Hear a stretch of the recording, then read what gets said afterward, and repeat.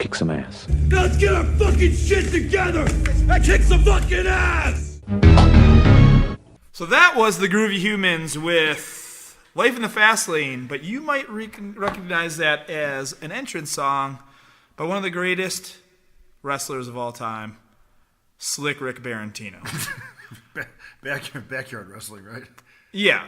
Basically, if you're from North Tonawanda and you came to Extreme Graphic Wrestling around 1997 to like 2000 maybe, you would recognize that name. He wrestled about a handful of matches, and I jabbed his neck into a steel thing once on a Cactus Jack pile driver. I like that you found a really shitty version. I tried to find a vocal version, but we couldn't. Like, I just thought of doing that because with George usually does songs, and I didn't have that. So yeah. But anyways, this is Kickin Ass with Jesse and Andy, brought to you by American Barbell Club. ABC Strong. Yeah, and then our non-official sponsors that we use every week is On It. Yeah, On It just gave us a nice care package. Cured. Yep, Green Cured. Roads. The Iron Coffee. Iron Coffee. Yeah. This is all stuff that we use regularly. Yeah. Yeah, check them out, guys. What's Marusso's coffee company though? That was the coffee company that sent. Iron Coffee? Yeah. Or there's Iron Coffee and Bean Bastard. Yeah, that's what it was. Bean Bastard. Yeah, Bean Bastard. We didn't say that last week, so yeah, that's the local in Buffalo, and they great coffee as well. They gave us a nice care package, and like Andy said, this is all stuff we use on the daily. So that's ETID Today's drummer. Yeah, yeah. And you guys went to South America awesome. before? Yeah, we went to South America together. Yeah. Him and I. It's great. He stopped at my house for about 30 seconds and gave me some coffee and left. It was cool. Cadillac didn't want to go and called me and asked me if I would go. At the time, they were rocking makeup. And at the time, I looked like At the time, I looked like a straight up hobo. Yeah. I had like a long beard down to my like belly button almost, and then long hair. Yeah. And it was definitely which one of these things doesn't belong here. Yeah. It's an episode of Sesame Street. It's a good look. I stayed in the dark the entire time. Like off to the side. It was great. Cool. We should probably say some stuff about what we're doing too. We have Blackcraft coming up. I'm really important. I'm really important. I'm really jacked up because I actually washed my left armpit with my right arm today. Oh yeah, that's huge, man. Yeah, that was like a big in the old shoulder area. Couldn't reach it. It hurt, but I did it. Yeah. If you guys are also impressed as well, this is a different. We're in a different studio with a travel rig, and it sounds great. Yeah, we just did Stevie Richards too. We just recorded an interview with Stevie Richards. That was kind of like the first thing on this rig. It sounds really good. Yeah. So and that's all props to you, Andy, for hooking that up. It's all props to this. Say fuck Kevin Bennett. We just do this on our own. Exactly. He's got a kid coming. We'll leave him on the streets. Yeah. We're fucking ruthless. It's the perfect timing. Ruthless heels, dude. Right now.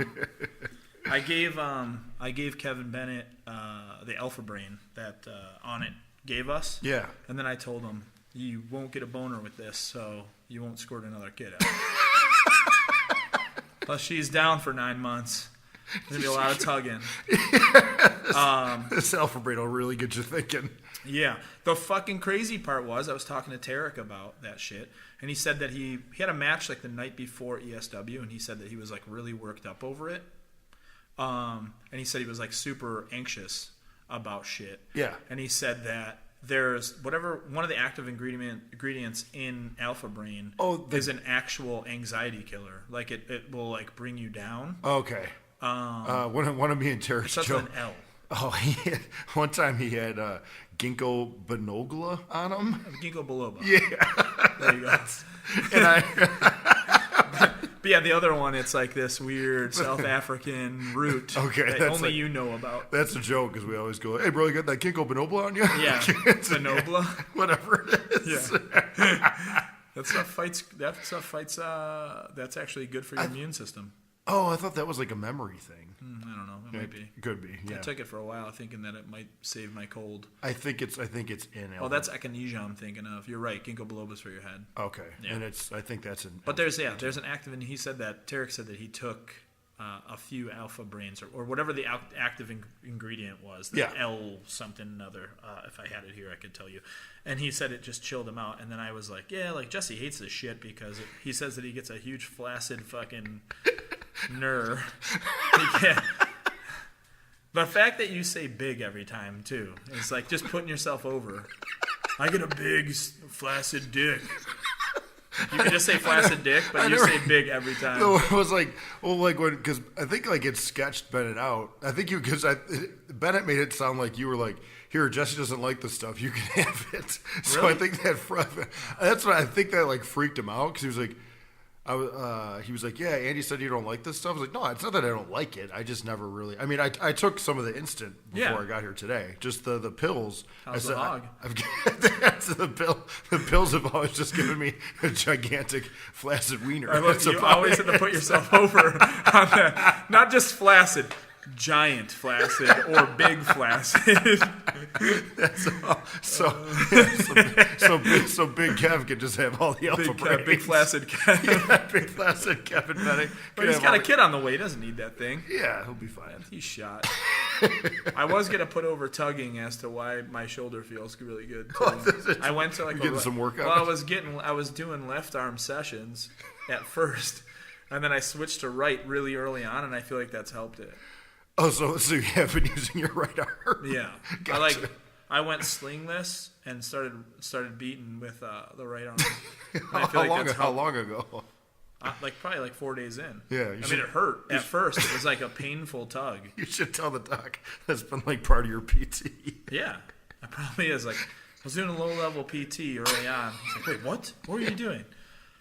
Started jerking off with my right arm real early on. As soon as I went slingless, I went right for it. How about this? I wasn't supposed to go slingless. I was going slingless just to beat it, and then I put it back on. I was supposed to not take that off at that time. Yeah. But now I'm washing my right armpit less than a month away. That's big steps. Huge step. Yeah. 2 days ago, I could not do that. I mean, you're also going to the UK very soon, so it's good. Yeah. It's good that these things are moving along. Oh, yeah. Yeah. All right, so yes, we do have a guest today. Yeah. And the guest is, you might know him as Red Nuff. You might know him as Mike Nuff. You might know him as Slick Rick Berintino. You might know him as Francis Gonads. You might know him. No, wait, you weren't Francis Gonads. You were something titties, right? Oh, because sweet titties. Well, yeah, there was. It was like Sweet Bruce and Alexander Titties. Yeah, that's what it was. Sweet Titties is a great. So wait, name. were you Sweet? That's a good question. I think I was Sweet Bruce. Okay, you look like a Sweet Bruce. Yeah, that's a real good question. I was Francis Gonads. You were the manager. The manager. Yeah. And then, who we're talking to right now is Mike Novak, aka Ratboy, a dude that I honestly wouldn't be sitting here right now if he wasn't in my life. And that's one of my oldest best friends. And we finally have a chance to sit down and like talk and thing. He's extremely nervous, as if you ever came up to him and talked to him when he was in the band, he was always super nervous. Nothing has changed. We go see movies together all the time. And then as soon as we got in this room and the microphone came out, he was like, I'm like sweating. Jesse wanted to like turn a fan off for the first time ever in the history of his life. But it's probably because he's got alpha brain in him and his big fat flaccid prick is taking up all the blood in his body, so therefore he's cold. That's just I picked up on like Mike being nervous because like I've noticed a couple people they get kind of nervous before we get started, but you don't pick up on it at all. I just roll, dude. You're like the world knows I have shit problems. You're like taking your time and like going through the YouTube videos like this and that. And the poor guy's over here like just ready to get started. Yeah, like rubbing his pops, and you're just like bullshitting. Yeah, whatever. We're gonna talk about jerking off today. It's just shit like that. Yeah, that's the best. We're sitting down with Mike and hey guys, real quick, thanks for having me. Man. Yeah, man. Get real in on that mic there, bud. Thanks for having me, guys. He did do a really good Stone Cold impersonation about damn near broke my neck. Yeah, right before we got started. I accidentally recorded over it. I love that. I got all kinds of like band and like drum questions for them and stuff, and like you're so eager to talk about backyard wrestling. It's awesome. Absolutely, man. I'm sitting down with Slick Rick right now, man.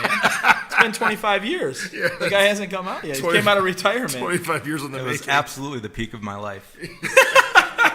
It was before the band started and everything. I was 16 or 17. Peaked early. Yeah, I was done. That was it. Yeah, Slick Rick. I mean, you had 2 girls on your arms. Yeah, I mean, it doesn't You'd get come really out much better. to life in the fast lane. Mm-hmm. What was it? Shirt and tie and like slacks. Yeah. Yeah. Yeah. You would wrestle Ballsy Malone. To about 4 people. Yeah. On a Saturday morning. And you would take a pile driver into yeah, steel. we went for everything. It didn't Yeah. matter. You guys really went all out. Yeah. Oh, yeah. Oh, it was more for like the other wrestlers than it was anyone who showed up. Yeah. No one was there. Yeah, no one ever. Well, Sometimes actually, there no. were. We had a couple Raging Friday nights Yeah. where there was like a ton of people. I did a light tube spot, and it whipped off and whipped into a kid's hand, and his hand has no nerves in it now. True story. He never wrestled.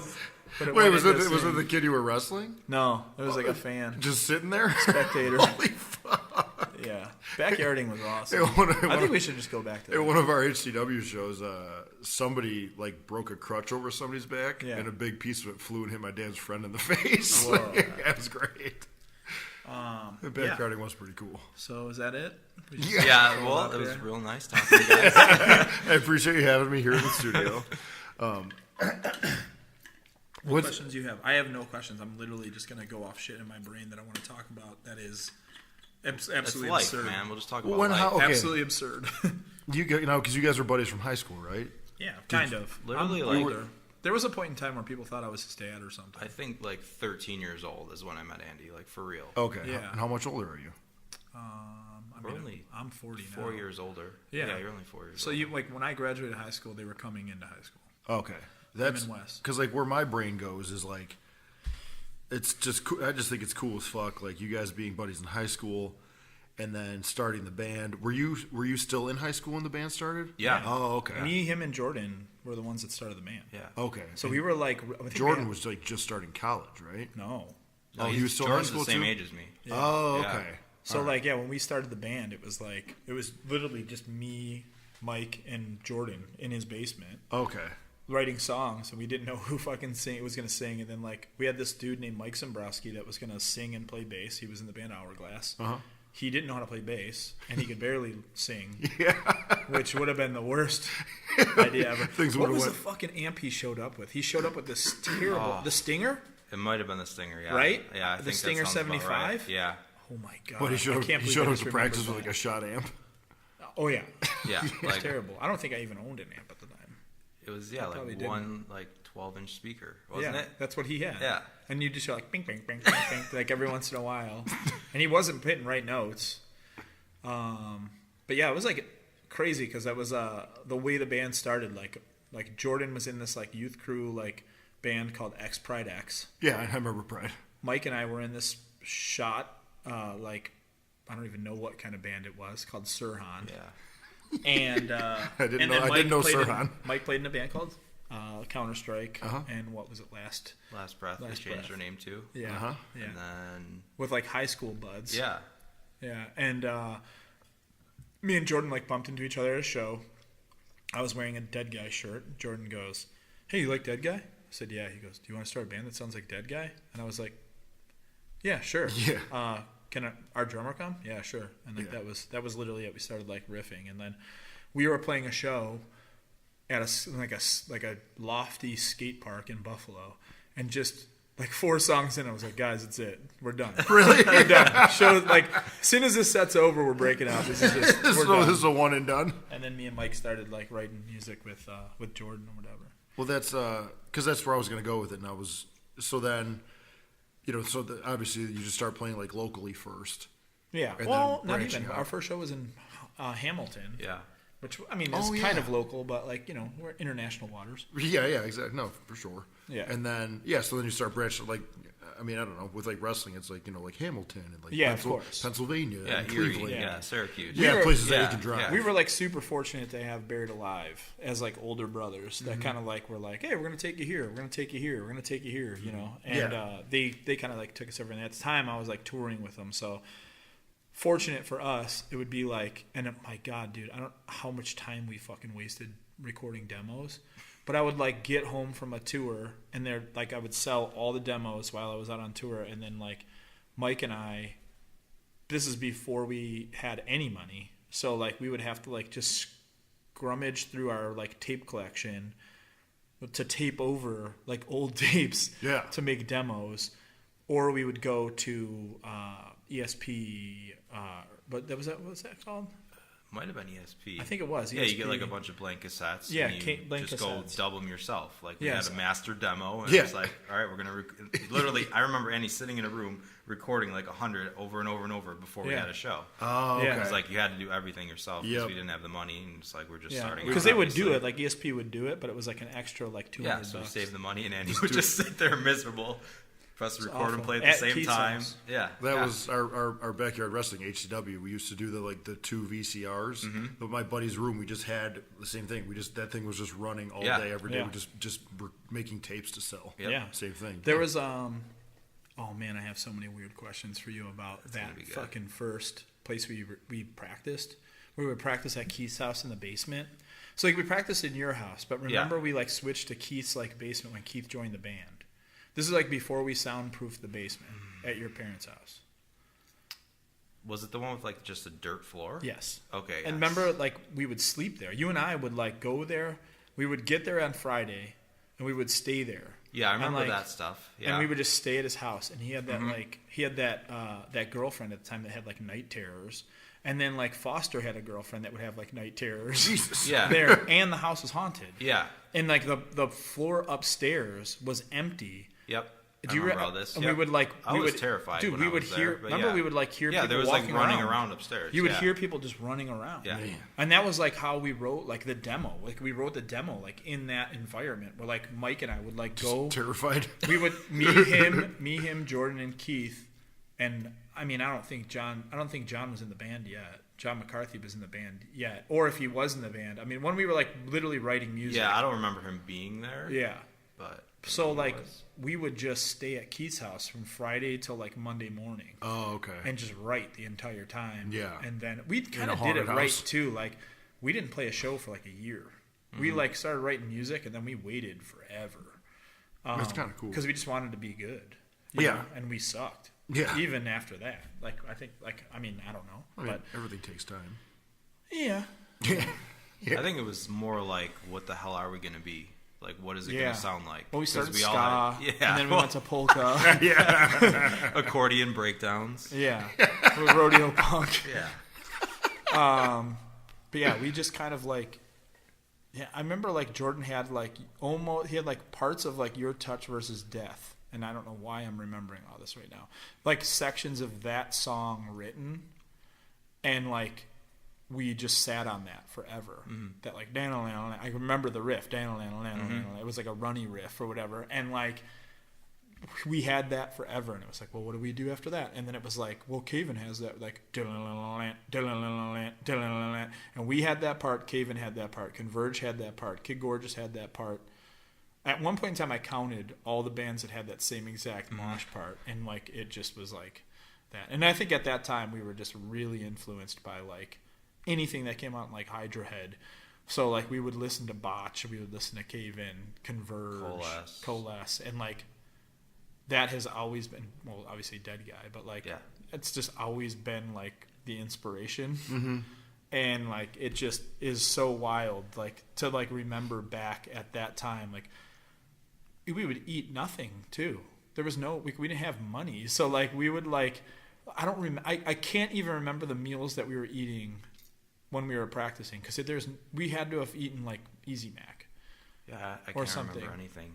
I can't remember eating. Yeah, I just don't remember. There was nothing. Eat anything. I mean, like at that time too. Like I didn't eat sushi. I didn't eat fucking shit, anything like that. So like there was like, it was so long ago. There was like 4 things to eat. You had water, meat, cheese, and lettuce. Some kind of sandwich, probably. Like that was it. Yeah. So like like that was it was pretty fucking wild to like look back at that time, and the fact that like just being hungry in general, not meaning like actually like for your stomach, but like just being hungry to like write music and like stuff like that is just a crazy thing. That's awesome. Like, Like you're saying, with no money, no food, but you just want to do this so bad. Yeah, that was... What, like... Sorry to interrupt. No, I don't want to fast forward, like, too much, but, like, then now... Like, do you guys remember, like, your first, like, van tour? Or, like, you know what I mean, when you actually went out? We did shows in 2 Altimas. The that's brothers had 2 Altimas. Had 2 is it Hyundai? Or was it Nissan Altima? Nissan Altima. Whatever an Altima is, yeah, right, Nissan. And like Keith had Jordan had a cranberry one, and Keith had a silver one. Okay. And we would like go, and like there was no drum set. Like you would bring cymbals, and your kick pedal, and your hi hat sticks, yeah. And then we would just bring our amps. And that's it. And then show up and just be like, hey, man, we're using your cabinets. Oh, yeah. Hey, we're using your drums. You'd have to, like, share stuff with people. And that's it. And then you'd just, like, rock. And it would be like, well, today I'm using this crate. Cool.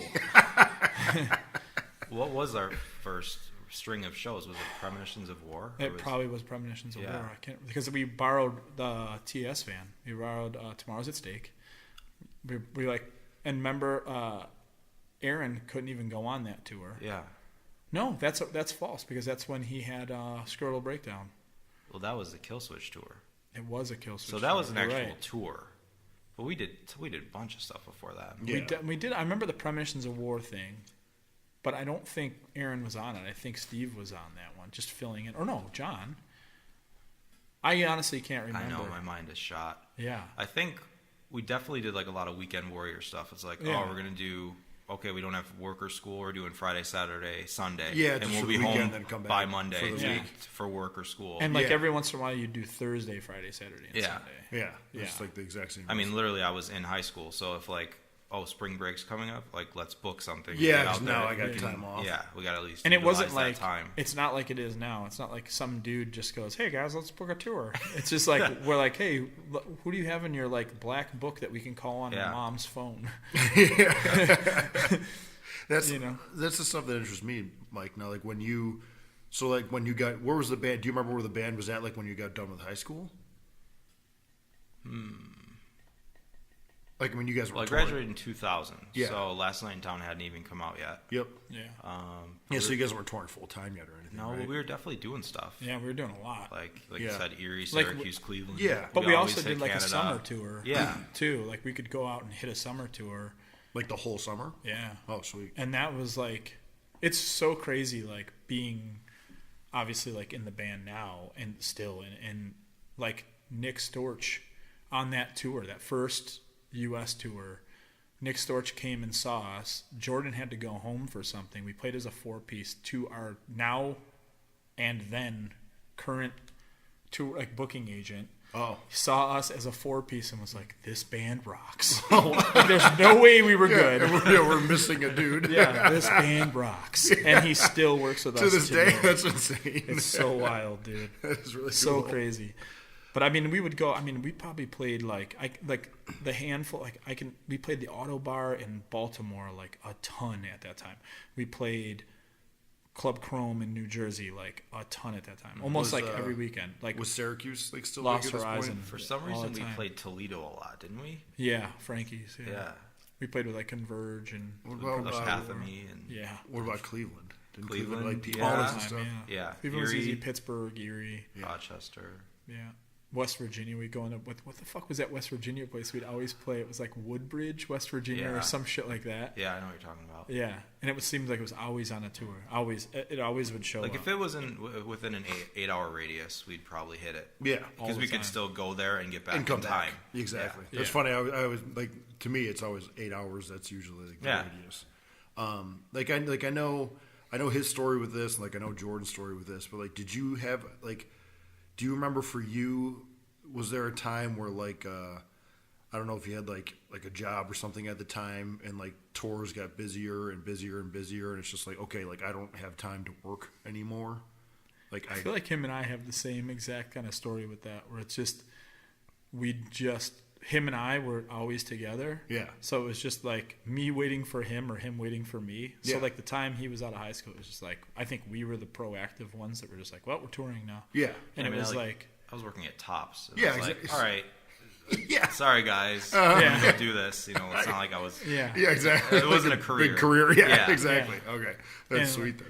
That was like kind of the thing, though. It was like him and I, like, and not to put this with the other dudes. It was just kind of always like Mike and I and the other guys, because we were like North Tonawanda guys. They were West Seneca guys. So like they were different anyways. Yeah. Like, different than us. Mm-hmm. And obviously like we all got along and everything like that. But it was just like, it was just different. You know what I mean? Like the jokes are different. Different schools, and, like, different friends. Exactly, man. Like, you know, and that was like a crazy thing to like see, because we didn't know them.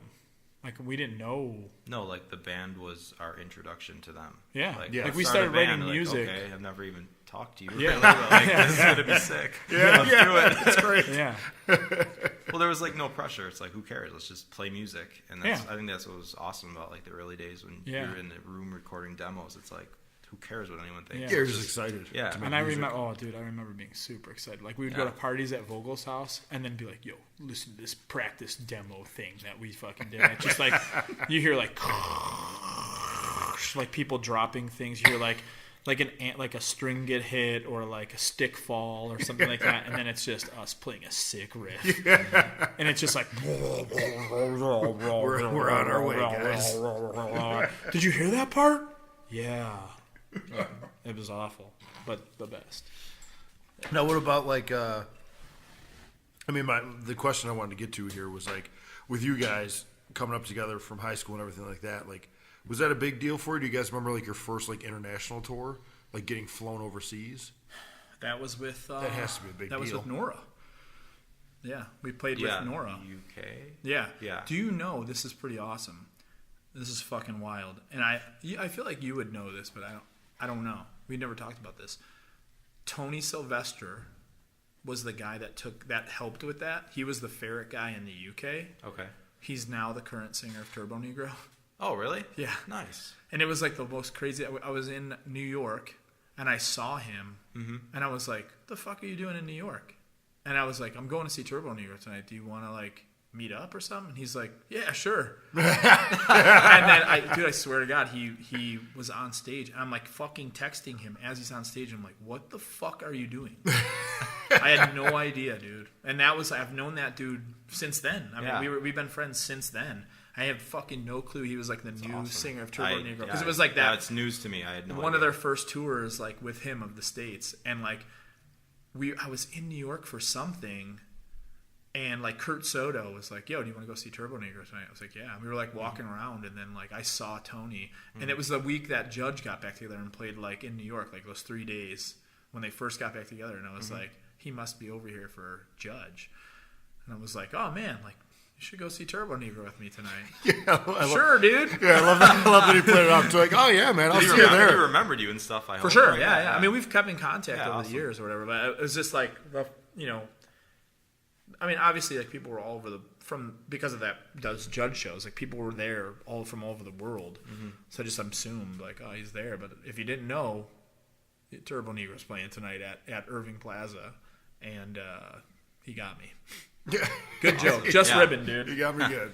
But like that wasn't a big deal to you guys. Like you don't remember that being like, of course it was. Hey man, like remember when we were in North Tonawanda High School together? Now we're touring the UK. That's like, fucking, yeah. You know what I mean? Wild, dude. Like there's definitely like, I don't know, there was like some wild shit like on that tour where we were there was like a weird fight that happened on that tour where like a dude came in and stuck his thumb in Portland, the guitar player from Nora's like eye. Shit like that. I mean, it's just like weird. I mean, I don't remember a lot from that. Yeah. I know the only thing I know is like we played, I remember, because you guys, I don't know what it was. Maybe I didn't sleep or something like that, or I couldn't sleep. But we played Manchester, and we played this like weird, it was like a discotheque. And like the PA wasn't for bands. And I remember people complaining about that.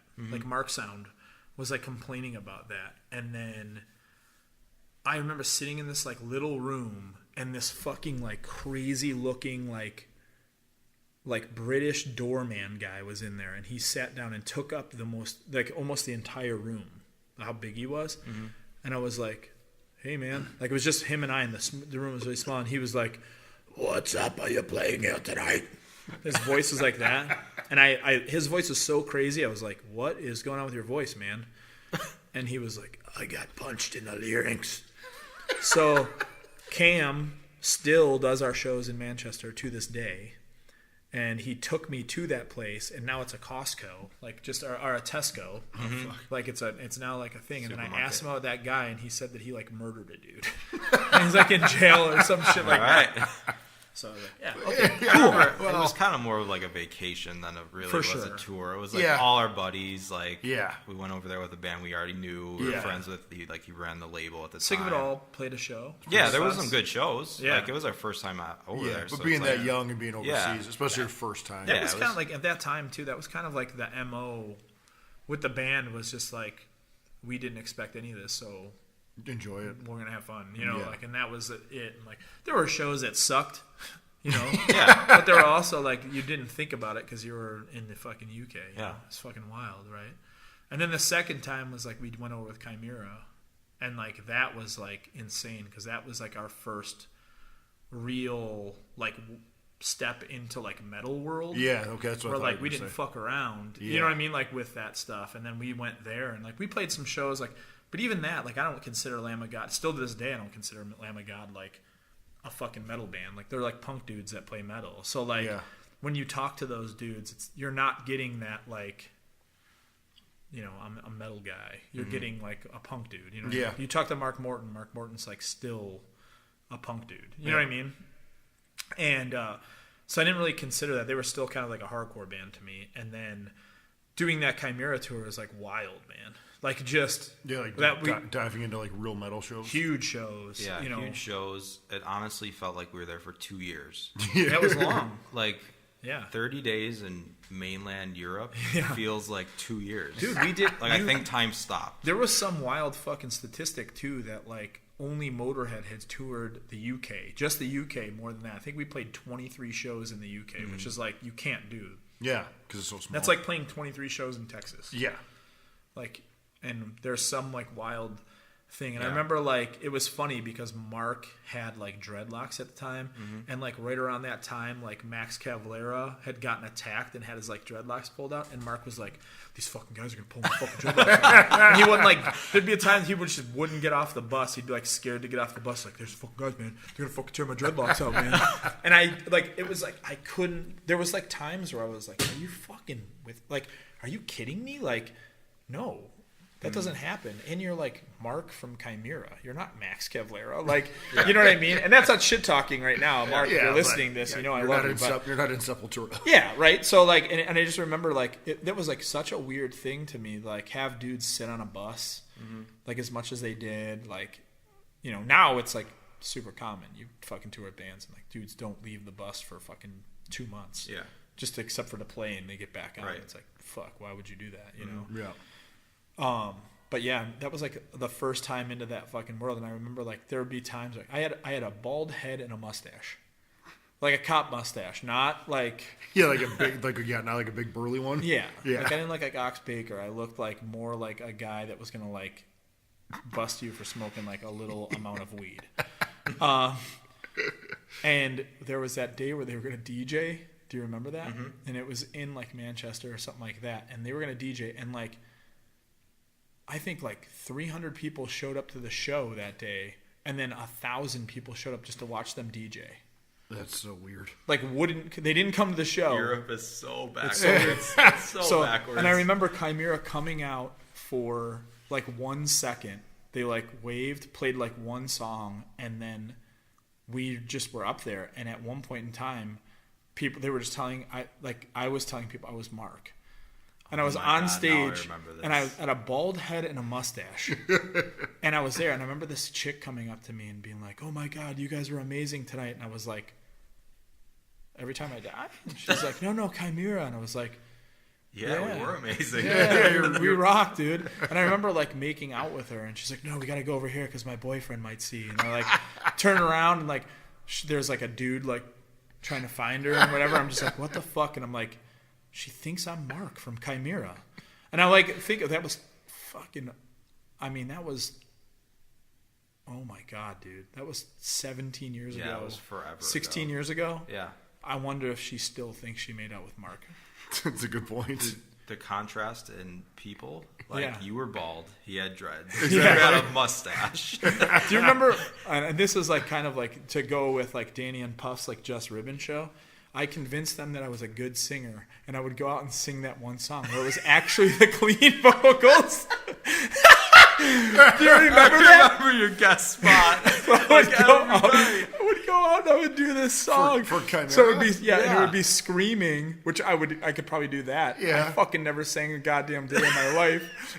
I would get up there and do this singing part, and it was terrible. And I remember Mitch like that's an incredible riff. freaking out every night. Yeah. 'Cause, dude, it was like again, man, like. It was wild that we were even there. Yeah. Do you know what I mean? Was that the tour that you dressed like a cowboy and did it? Because you did one. No, that was like Sons of the Underground. Okay. Because Jim's grandma died, and they needed a bass player, so I came out and I filled out. And like, and those dudes would be like all metal, and like Beefcake from Guar was like going out there and playing songs with them. Paul from Shadows Fall was going out there playing songs with them, and then I would go out there and sing like high notes. But no. That was in Europe. This is like that Sons of the Underground thing, and then I did it for 5 shows, and the last show we played State Theater in Chicago, which is huge. It was a big theater, and I was like, yo, I'm gonna buy this, and I bought like this full cowboy rig, and I bought this shirt, and it just had an ostrich on the back. It made no sense. It was like a pink shirt with an ostrich on the back, 10-gallon hat, super tight jeans, and like I was the last dude, so I would come out for the last like the main event, 4 or 5 songs, and they didn't know how to react. Like I came out and I was just like giving thumbs up to them, and like I just kept like jigging my leg and like playing to them. It's in the One Every Time I Die. Yeah. You're like, I'm gonna give him a rootin' tootin' cowboy. Yeah. And then it says, rip Jim's grandma after that. And it shows you doing like the toe tapping. Just playing as a cowboy. It was fucking awesome. Back to Europe with Chimera. Was that the tour that we got the call that we were going to be on Ozfest? Yeah. That's great. That was probably like 2002. That was my next question. I remember like calling my parents from the UK. Yeah. Mom, we're going to be on Ozfest. That's nuts, man. Yeah. I mean, that was like we were breaking bottles. Yeah, like ran around the block. Like, we were at Nottingham. Just started breaking stuff? Yeah, we're in Rock City. Yeah. And there was like a fucking tub of glass, and we like bottles, and we were just smashing bottles and like hooting and hollering. Yeah. Thought it was going to be the greatest thing in the world, and then like fast forward to like that Denver show where we played at like 9:30 in the morning. It was like cold. We like flew in, and a guy legit told me to get the fuck off the stage, faggot, to my face. You'll never forget that. Get off the stage, faggot. It's like, all right. It's like, and I remember quarter like, to 10 in the morning. Paul Conroy was there for that, and he was on the ramp, and I walked up to him. I was like, I need a plane ticket home. I'm not doing this anymore. This is awful. That guy just killed me. Yeah, life over. I think there was a lot of those situations where it was like, we don't fit in, but let's do it anyways. For sure. Well, I mean, that's what was awesome. Like, Oz was great. Ozfest was great. Yeah. I mean, like again, dude, we got to see Black Sabbath every fucking day. You know what I mean? Like that's the stuff I remember. I don't remember the shows. I don't remember if there was good shows or bad shows. I remember like the experience. Yeah, like the fact that like fucking Hank Williams III would like come up and like hang out with us, or we would do those parties after where we'd like, you know, just blast Metallica and like everyone, like Metallica is the best band ever, so everyone would come around and just start singing Metallica, and that was like kind of like the inception of DJ First 4. That was like the first time I ever did like the first 4 records thing. People actually like this stuff, and it was fucking awesome, man. Like that was like those are the top. Like that's like. I wish things were like that because things aren't like that anymore, like at all. It hasn't been like that probably since then. Where like you could actually do something like that. Warped Tour does like little after party not things, like right? that. I mean, but not those like kids that. don't party. I'm going on it. They don't fucking know about Metallica. They don't know from Metallica. Yeah, I hear you. They don't know First 4. They don't know from Metallica. They don't know from Pantera. You know what I mean? Gotcha. Pantera. It was weird because like the announcement of the bands that were on it, it was like it couldn't have been anything more that we would dream of. You know, like those bands, it's like, holy cow. Yeah, like we loved Superjoint at the time. Yeah. It's like, oh, Sabbath, okay. Like, oh, Hatebreed's going to play the second stage? All right. Cool. Yeah. Like, Slipknot. Lamb of God, okay, awesome. Yeah. Like, and then all our friends got it. It's like, oh, Throwdown, cool. Bleeding Through, cool. We know those guys. Like, all these bands. It was like perfect. Yeah, it was like all the group, all of like our peers were on the same tour. Yeah, and we were seeing our favorite bands. So it's like the biggest tour you've ever done. Yeah. Here's a question for you, a serious question. How many times did the douchebag drummer from OTEP challenge you to like a drum roll contest? Do you remember that guy? Yeah. His name was Doug Pelican. He's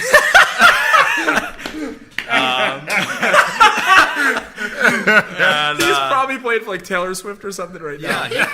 He was definitely like a hired gun. Yeah, and he had like that drum pad that counted how many strokes you could do in a minute. And dude, I remember, like at first it was like kind of cool. Like I was like, oh okay, and then he had like rules. He'd like no single stroke. Yeah. And it was like, oh, okay. I don't know anything about that shit. So, like, you'd be, like, at catering, and then, like, Doug Pelican would, like, roll up. I'm never going to forget that name for the rest of my life. I hope I'm right. I really hope I'm right. So, and I'll be held accountable for that, Doug Pelican, if you're listening to this, which you probably aren't. So, actually, someone's going to look that up. I guarantee it. Yeah, I'll whoop your fucking ass. So, yeah, he would, like, roll up during, like, catering. And, like, you'd be eating, and, like, you only had 2 meals a day, like, on that fucking thing. And then this guy, I remember at first it was kind of, like, entertaining. Like, dudes like Ben DeSalt from, like, Throwdown would come up and be like, yeah, sure. Yeah, and, fun. Like, but, like, Ben isn't, like, known to be, like, this jazzy drummer. Mm-hmm. So he would just, like, give it a shot or whatever that. And then Doug Pelican would be like, no, you're doing doubles. You're doing doubles. Yeah, I remember that. And he would get, like, all uppity. And then by the end of the tour, you're just beaten by this. And I remember him coming up. I remember this specifically. It was probably like me, you, Dave Peters, probably like Ken Susie. And then like there'd be like 3 drummers. So like you'd be there and like maybe like Matt Burns and someone. You know what I mean? And this dude would roll up. And I remember being like, well, you ruined. I remember saying this to him. You ruined my lunch, dude. And I got up and just walked away. Like just like. And I couldn't, it was always in his hand. He was always walking around with it, just like trying to challenge people to like a stroke off. It was terrible, dude. Yeah. That sucks. Shout out to Evil J. Yeah. So, yeah. And like, that was like that's the time. I never remember like the show. I mean, I can remember like really cool shows. But like on that tour, like you played for fucking 30 minutes. Yeah. It's like Warped Tour. I can't remember fucking Warped Tour. I feel like for that, I don't know why, but I was like, I always had stage fright, but like any other thing, like Warped Tour, we could play to like 5,000 people. I'd be like, who cares? Like, this is fun. But like for Ozfest, it seemed like such a contest. I remember being like extremely like nervous and stressed out before we went on stage every time. Like the shows like weren't enjoyable because it was like, oh my God, we're competing with this band. Like who's going to get the bigger crowd response? Yeah. And then like, in reality, it doesn't matter. How about this? Did you guys? This will sum it all up. This will sum it all up. And then after the show, like after the show was ending, all of us, of our friends, like us, Throwdown, Unearth, Darkest Hour, Norma Jean? No. They were Atreyu. But they were like kind of getting big, so we couldn't really talk to them. Yeah. More our friends. Like, they were our friends, but they weren't really our friends yet on that tour. Yeah, they weren't our friends yet, really. But like, Unearth, Throwdown, like those bands... Mm-hmm. We're our friends. We would like meet up Bleeding Through and be like, how many shirts you sell today? And it was like I remember being like jealous that Bleeding Through sold like 12 shirts. Yeah. Like, I sold 12 fucking shirts today? Yeah. What are we doing? So like, there you go, right there.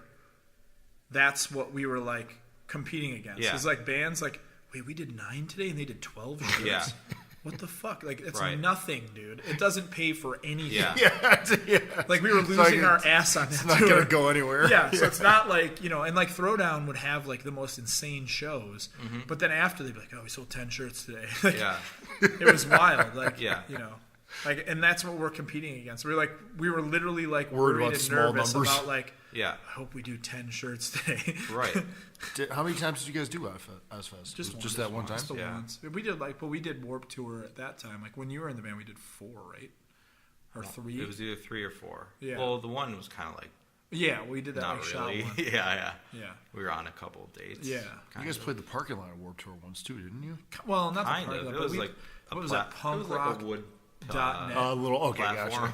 Yeah, it was like this punkrocks.net. Yeah. And like they would do the thing and we'd like show up, and I remember the very first day was Milwaukee and my amp got stolen. Oh. That sucks. But I stole an amp from another band. to make up for it. Literally just walked to a stage. I was like, I'm going to take this one. Talk about what goes around comes around. It's just they had money, man. Full circle. Yeah, they'll be okay. I remember hawking like what bands were doing like really good, and I was like, they ain't gonna lose. They're gonna miss this one. I'm gonna take this one. This one's coming with me. I can't believe I just said that on a podcast. I'm about to go on Warped Tour. Sorry, Kevin Lyman. Yeah, it's the fucking last one. Sorry, bro. Oh shit, man. Yeah. Yeah, that was kind of funny. Did you like doing Warped Tours? I love Warped Tour. Yeah. I think it's like the best tour ever. Yeah.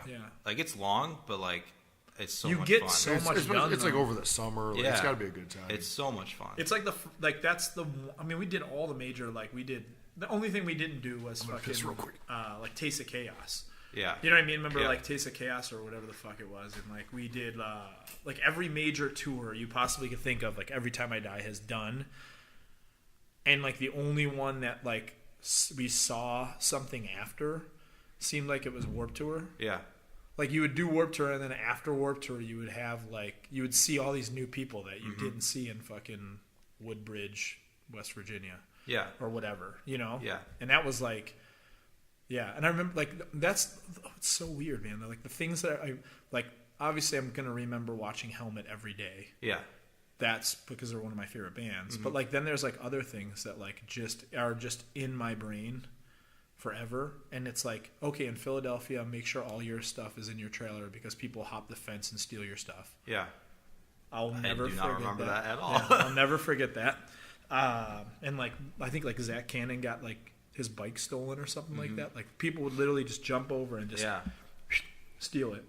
And then it was like try to make friends with and now obviously this is because I've done 3 more after that. You know what I mean? So like always make friends with the fucking line dude at catering because he'll let you cut or whatever, which I've done fucking 7 of those. So if you give me shit, if you're listening to this and you give me shit for cutting you, it's called tenure, dog. I've been on 7 of them. No, I've been on 8 of them. So eat it. Yeah. So yeah, Warped Tour is like, I don't know. For me, that's always been my favorite tour. But yeah, this isn't about me. This is about Mike. He likes Warped Tour. Yeah. I love Warped Tour. Yeah. What about like wordage some places overseas that you liked? I think the UK. I don't think you liked going overseas. I wasn't a big fan of flying. But I think the UK grew on me like quite a bit. Like we always did awesome over there. I thought like, the shows were probably always good. Shows were always great. Yeah. Yeah, it's weird like how much like you start from nothing basically when you go to the UK, and then it's like, oh, the next time, there's actually people here. Next time, like, whoa, we did this festival. There's tons of people watching us. Like that was one thing, man. Do you remember like, because obviously you were there, the first time we played Download, and like we played Download, and this is just my story of it. Like I remember like there was like a curtain, and I remember Open Hand playing before us, and they were. I mean, Open Hand was a fucking great band. At that time, they were like really good. Like that was right after the Good record had come out. Yep. But nobody gave a shit. Yeah. And there was like, I remember going out and like watching and being like, fuck, man, like no one's watching them. Like we got to play after them. Like this is gonna be rough. And I remember we just none of us watched them. We just stayed on the other side and we were like moping. Yeah. And like it just like then you could kind of hear like chatter.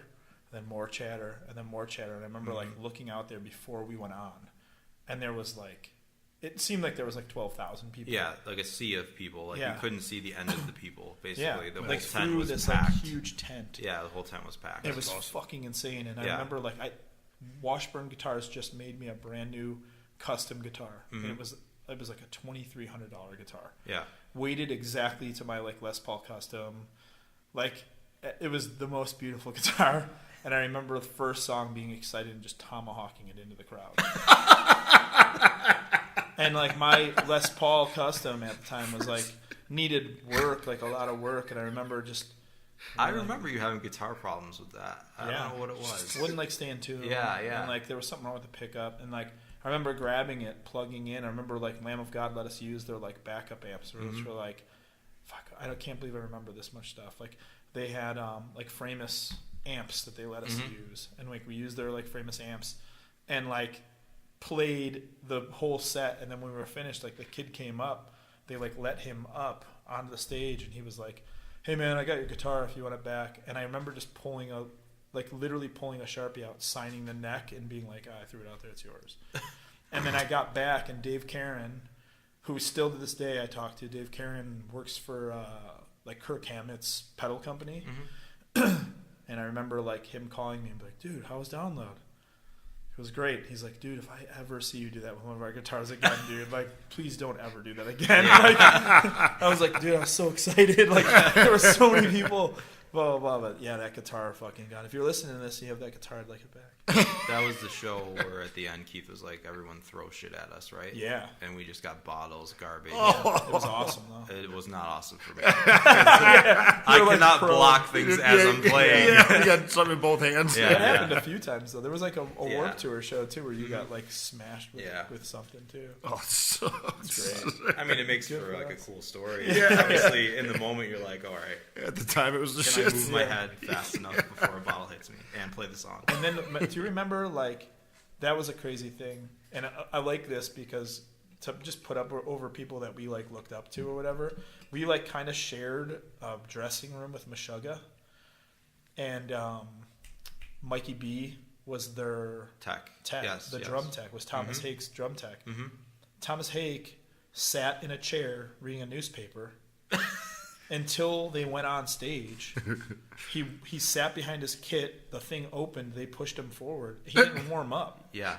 And fucking destroyed. Yeah, they were right after us, right? Right after us. Oh my gosh. I remember Can you imagine watching that? Destroy Erase Dude, Approve. and we were freaking out. And Destroy Erase Approve, I remember he like whiffed on a fucking cymbal and went into like a 16-bar like fill. And they played it like way fast too. Yeah, he did. Yeah. Like super fast. And like he whiffed, I remember he whiffed on a fucking cymbal. It's like, obviously we've listened to that record 1,000 times. Yeah. So like he whiffed on a cymbal and then went and just went right into like, it was the fucking craziest thing I've ever seen. Didn't warm up. Yeah, just he's an animal. destroyed. Mike, you were always big on warming up, weren't you? I think Yeah. I remember seeing Yeah, I for feel like drummers, they have to. He like always had two sticks in his hand. He was always like bending his wrists around. Yeah. That's all I remember. I was probably over warming up. Yeah. Like, doing too much, but like. Yeah. Was I it don't know, like I feel like- I do that with wrestling too? It's almost kind of a nerves thing. Yeah. Yo, what was Yeah. that promo the other day? What's going on? They showed some fucking clip of you like doing some like Yeah, squat, you're doing like burpees or something. squat thrusts or something. And then you go, ah! You like yelled and then like threw water, and then it just cut to like Kevin it taping cut his to wrist. Kevin, but all you could hear was like the room chatter. So you could hear like Nick Ametti being like, "Arr," and then like other dudes like talking, and it's just him like wrapping his wrists. Like, what the hell is happening? That was Brett's idea. It was weird, man. Oh my God. Brett, I love you, but that was weird. I like it. Yeah, of course you do, because you were in it. Yeah, it was cool. I can't. There was a point in time too. Like I think towards the end of you being in the band was kind of like when I gave up. What does that even mean? I gave up. I have like a definitive like time in my life where like I remember just giving up. Like I didn't care anymore. Like I didn't care if I was fucking fat, bald, or anything like that. And I remember literally, if I could touch my toes before we went on, I was good. Yeah, like I still got it. Am I right? And that was it. That was all I did. It was just like, oh, put a guitar in my hand. Sure. Oh, we're good.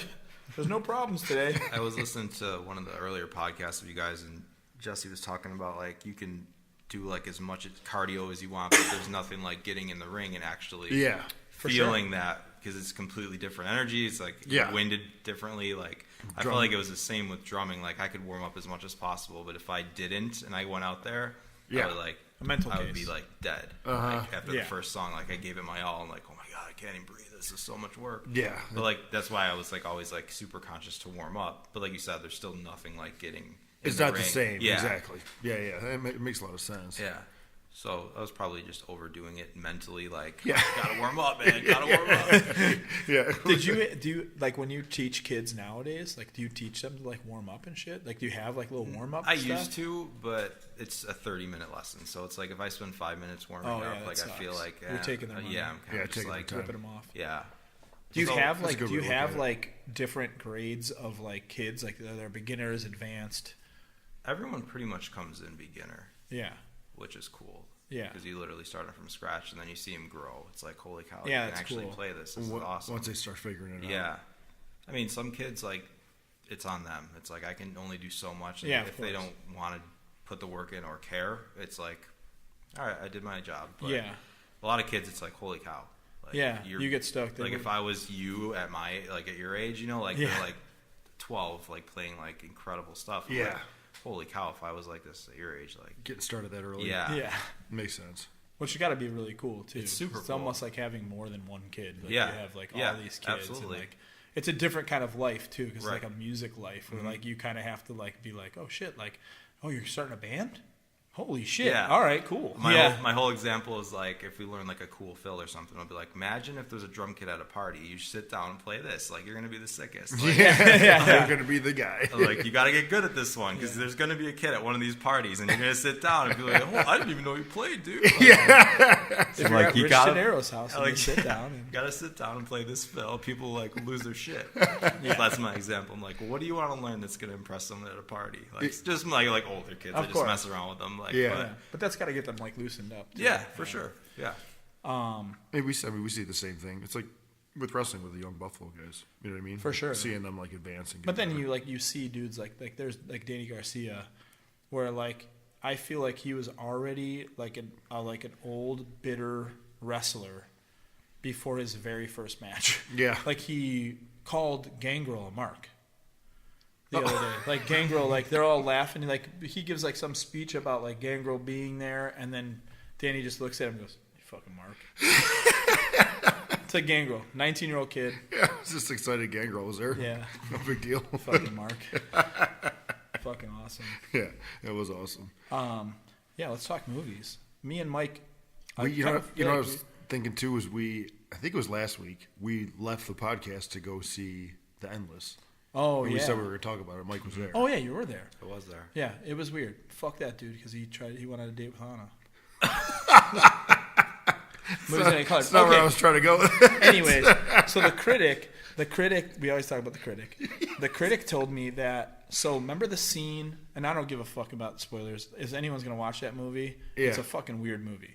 It's good, Yeah. for sure. There's no way we can talk about it. I liked without it too. spoilers. Yeah. But remember the scene when they go to like the drug dude's house and that dude Mike is there? Yep. Remember because they- the dude was they tied light up. They light the house on fire? Yeah. Yes. Okay. So remember they talk about those dudes being there like 4 years before? Yep. And they show that like video of them with like the fucking coif hair and they're like talking as Yes. like total like weirdo They had like Christian dudes. ties and stuff Yep. on. There was a movie that came out in 2014 or 13 called Resolution, and it's about those dudes in the it all plays into this movie. So there's a Okay. movie called Resolution that you should watch first. Oh. And okay. it's about those two dudes as the coif-haired like total cult like that's what the movie's based on. It's like those dudes in the actual cult. Yeah, because that's when they were in the cult and they were going around trying Yeah, to spread so the this word or movie is about them when they come back to the cult. Oh, okay. So, like, I don't know how you're something. So supposed it's almost kind of like a sequel? a little bit, but not really. Yeah. 'Cause the only scene is, like, that they took that scene from that Resolution movie. Was it actually the same actors and everything? Yeah. That's So, crazy. yeah, it's like that same, the guy that took Han on a fucking I don't want to see it. I'll whoop his fucking I want to see it now. There's a spider coming down on your head, Jesse. Yeah? No, it's behind you. but- Okay. Am I good? Nah, you might want to get up. Yeah, I'm not a big spider guy. Not a big spider guy, Nope. but he is a big It's going flaccid back dick up, guy. though. Yeah, that's the only... Is he gone? It's going back up. Oh, okay, cool. I feel like I could spit on that. This doesn't happen in the Sweatbox studio. So yeah, no, it doesn't. Sorry, guys. We're doing this podcast like in our like current practice space that we've only practiced once in. Every time I practice We've had it space. since December. Me and Mike have been talking about writing new music in this practice space for a long time. Yes. And it hasn't happened yet. We recorded a podcast, so we did record something. Yeah, Yeah, we did something. Yeah, Yeah. you're straight. Now you're here.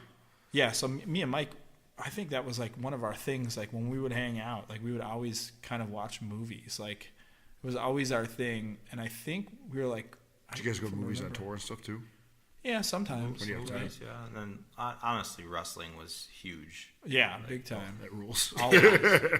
Always. You and Wes watched Mondays wrestling literally every week. I would fall It wasn't asleep. even like it wasn't like are we watching it? It's like where are we watching see you it? Monday. Yeah, see it Monday. See yeah, it 8 absolutely. Yeah, Get a and shitty pizza for $5. Always. Dude, I said this, and I don't know. I feel like you would probably throw in on this. Me and Wes have talked about paying up to like $500 for a Bob's Pizza. Yeah. I would legit Yeah. pay. Absolutely. I would like chip in on a $500 pizza to eat Bob's again. Yeah. Fucking hell, man. So I like miss that pizza every day. Yeah, so good. Yeah, we talked about that was the most shinfo. About Bob's Pizza. Yeah. Yeah. I just wanted to get back to Endless for a second. It was it was like I thought it was okay. I'm not saying it wasn't like a groundbreaking blow away movie. I was surprised that it was at North Park. Mm-hmm. Like, why would it be there? Why wouldn't it be? It's one of those, like, I think it was only up for like 4 days or something. So like North Park Theater is like it's like an enormous theater. It probably holds 1,200. And we totally fucked ourselves because that middle section had the new seats, and we jumped off to the side and like the seats from 1975. Blue, So tight. yeah, Puff, we had like Puff was hurt. Yeah. Puff's hurting in almost every situation. Every aspect of matching up. He's got a lot of hurting going on right now. Yeah, but I remember like that was like a lot of our humor was definitely like skewed by movies and wrestling. Yeah, like, it was like, and it's kind of because like me and my best friend Neil, it's the exact same. We always say movies, music, and wrestling. Mm-hmm. Yeah, those are like our three. And that was kind of like the thing too. And it was like weird. Like you liked, like he would get me on like more radio stuff, like music wise. Not to just jump around, but like music wise, like I remember I liked like the first Foo Fighter record, and I just never I was like, yeah, whatever, like because it just was overplayed on the radio. But then Mike was like super into. He's just a Grohl fan in general, so I remember like hearing him play like the second record for me and stuff like that, and like Queens of Stone Age or something like that. Like we went and saw Queens of Stone Age. I'm pretty sure we saw them on like that very first tour. Yeah, exactly. I do not remember. We saw so many goddamn My bands. memory is horrible. But also, kick it back to wrestling. Mm-hmm. Mike and I used to like throw wrestling moves like while pitting. Didn't you have like a mask or something too? Yeah, I remember you guys talking about this. He used to like vertical suplex me. He would just suplex me, and I would just flat back bump on concrete. And then there was one time I razor's edged him across a Converge pit. That's the one I remember. Yeah, just picked him up at the edge and threw him across. Yeah, that rules. Yeah, I remember there like being times too where like I could like base really hard for Hurricane Ranas. So if I had him up, he could like Hurricane Rana after it because he was so much shorter than I was. Oh yeah, so and I would like Hurricane Rana stuff, and then he would get up and like totally play it off like he meant to do it, but I'd be like, whoop, yeah. I love it. It's pretty good, man. It is pretty good. Yeah. What did we see before Endless? We saw something together. Oh, Demon Night. we did meet the Crypt Keeper. We saw. Did I tell you that we met the Crypt Keeper? I think you were saying you were going to meet the Crypt Keeper. Yeah, I didn't know you actually we met him. Demon Night. We went to Demon Night. Buffalo just had a big Comic-Con here this past weekend. The Young Bucks were there. Hulk Hogan, Lou Ferrigno, the Crypt Keeper, Richard Dreyfuss. Richard Dreyfuss blows my fucking mind. I know. There was like 600 some people that they played in Buffalo on Sunday. They played Jaws at a theater, and Richard Dreyfuss did like a Q&A afterwards. Yeah. Why were we not there? I don't know. Like, it was to be in the $150. same building. The only tickets that were left were $150. Oh, yeah, we checked on Saturday. It was like, why aren't we going? And then it was all sold out, and there was like VIP left for like $150. But like it was cool. Talking about the Academy Award winner, Dick Dreyfuss. What about Bob? Yeah, what about Bob, Dick Dreyfuss? What about Dick Dreyfuss? What is they did a showing of Tank Girl, and fucking Lori Petty was there. They did Napoleon Dynamite with Brother. They did fucking Clerks with Brother. Clerks with my Jay. favorite movie, Napoleon Dynamite starring Brother. Later, Jamie's gonna make that. 100%. Yeah, but we went and saw the Crypt Keeper, which, dude, like, I did not. It was his shit afterwards was like way cooler than I thought it was gonna be. I'm gonna take this off because I want to get my skull out. But go pick. I never saw Demon Knight, and then we're there watching Demon Knight. And he texted me not that like it wasn't like I had like an hour and a half notice, 2 hours notice. Like, yo, go to Demon Knight with me. Like, okay, and so it was me, him, Caesar, and Drew. Yeah, his like girlfriend, and we like go to whatever like that, and like I'm like Caesar's all pumped. He's like, oh, dude, like. Demon Knight, and I'm just like, I never saw it. And he's like, wait, what? Like it was like this, like, I've seen it like this, like amazing, yeah, like a movie, like it was Jaws or something. I was like, wow, and like, dude, Crypt Keeper's here. It's like, Crypt Keeper? Like, well, no, the guy that plays Crypt Keeper's here, and I'm just like, puppet. oh, okay, and like some like older dude in a vest comes out. He just looks like an older like LA actor, dude. Yeah. So, but the sick part was, and totally got me, was like when the credits were rolling, he was on the mic making fun of like people in the cast, and I just thought it was part of the movie. I didn't know, like, I was like, wait, what? Like, so while the cast is going on, like the dude's just ribbing the fucking cast, like this is sick. And then like shitty like Crypt Keeper puns. Yeah. But then like this dude walks by in like a vest, and I'm just like, oh my god, he's doing the voice. This is wild right now. Yeah, dude. The thing that fuck, if you were there, this sucks for you to listen to because we're just talking about something you weren't a part of. But he did that like Wizard of Oz thing, and that so blew my fucking mind. He was on like Star Search, and he would do a whole monologue. He just does impersonations. A monologue of like every Wizard of Oz character. Every character, like in the scene. So like he's going from like the Cowardly Lion to the Straw Man to the Tin Man, like going back and forth, a conversation where if you closed your eyes, you would think 3 different people were there. It was fucking wild. And I remember he said, because he did like a Q&A, and somebody asked him about like his start, and he did this like Star Search stand-up comedy thing, and he won it. He won $100,000, and he beat like Rosie O'Donnell and like Sinbad. And, like, all these Sinbad. Yeah, legit. Sinbad. Jingle all the way, Sinbad. He beat Sinbad. Comic Marvel Sinbad. But I caught onto it right away. So like when the movie ended and the credits started playing, I picked up on that. Like he did like the Crypt Keeper laugh like into a microphone. Yeah. I was like, oh shit, it was fucking wild, awesome, man. It was fucking wild. Yeah, and then his Q&A was really cool. Yeah, he wanted to get out of there real quick though. Oh yeah, he definitely was like, how much time? How much time? In his real voice, not the Crypt Keeper's Well, that's voice. like I wasn't sure. Like I thought it was gonna maybe just be like some like grizzled guy who's like not even in the fucking entertainment business anymore. Yeah. Like he would like just do the laugh at the end because he probably hates fucking doing it or something. Right. You know what I mean? But he was fucking he was real into it. Awesome. I saw Crispin Glover do like a Q&A. He like read 3 of his books, like there, and his books are really short. So he read 3 of his books, showed his new movie that he makes himself, directs himself, where like a dude with multiple sclerosis gets sucked off by a hooker. That dude's actual dick is getting sucked off in it, and he's wearing socks. And then like Crispin Glover was supposed to do like a 20-minute Q&A, and he sat there for 2 hours doing Q&A. And the first question asked was this like woman that was literally, there was the first row, the second row away from him, like less than 10 feet away, and she goes, "Why do men always wear socks when they have sex?" Oh my god! And he goes, "Oh, I can't hear you. Can you speak up really quick?" And she goes, "Why do men always wear socks when they have sex?" And he's like, "No, for real though. I can't. You got to speak up. It's really big in here." And like, men, why do they wear socks when they have sex? When they have sex, why do they wear socks? And he's like, "I'm sorry, I can't. I really can't hear you."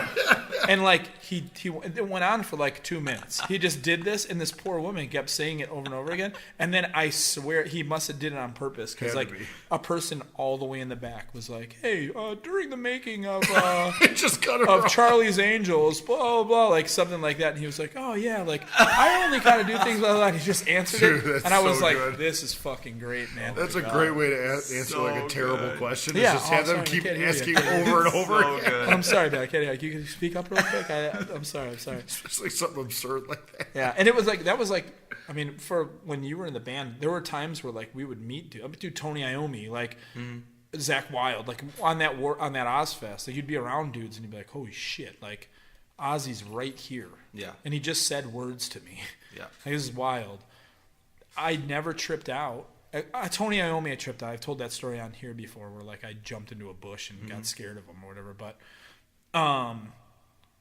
unless I didn't tell that story, and that just sounds real weird. But, like, that was, like, the first time, like, Crispin Glover was, like, 10 feet in front of me, and I, like, freaked out. I was like, I can't believe, like, Marty McFly's, like, right here. Yeah. Like, that's insane to me, you know? And he doesn't like talking about Back to the Future, so he didn't answer any did you ever hear him questions. talk about, like, that's so weird. I was watching Teen Wolf today, and I was thinking about this exact same thing. He, like, hates the ending to, like, Back to the Future because like, when he comes back, how everything is supposed to be perfect, and, like, the parents have money, and, like, Biff is, like, washing the car or whatever. But he gets like real into it, like how saying, like, just because they're rich, they shouldn't be happy, and it should show more family togetherness. He gets, like, real. Well, not only that is, like, the one big thing is that they never got his permission to put him in the second one. Oh, really? So anytime he did a movie like that, he only did movies to make money so that he could direct and act in his own stuff.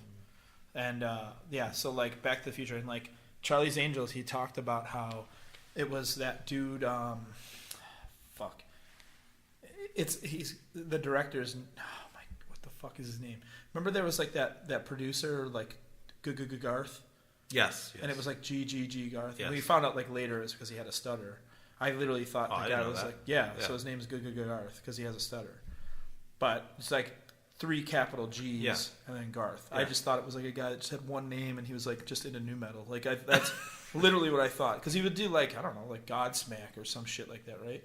So I thought that, the guy who directed the Charlie's Angels, if you're listening to this, you're probably freaking out. It's like, it's seriously called, like, Q or something like that, the guy's name. Oh, okay. But anyways, he said that he walked in and he was doing a reading for that. And he had the, like, thing in front of him, and he just decided to not say anything. So he just sat there quiet, and, like, these people are doing the reading, and it just goes to him, and he's just like, oh my God. And then the people would, like, kind of look at the dude, and then, like, he, you know, the next line would be said, and they would go back to him, and he would just stand there silent. And he just wasn't taking it seriously. He didn't give a shit. Mm-hmm.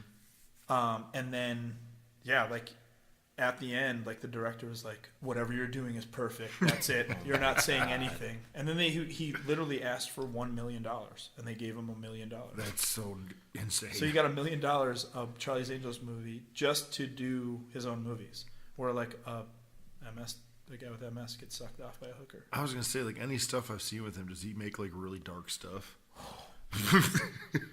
Yeah, it's real dark. He just makes, like, you can't watch the movies. He just makes, like, short films. Yeah, this is gonna break at some point. I've been known to break folding chairs. Let's get back to Mike. Yeah. Oh, shit, I had something else about that dude, but I forgot. He was in that movie with the rats. Did you ever see that? Yeah, Willard. Yeah, Willard. There you go. Yeah. I was trying to remember the name of it. Ratboy. Back to rats. Yeah. Segue. I guess we gotta answer that question.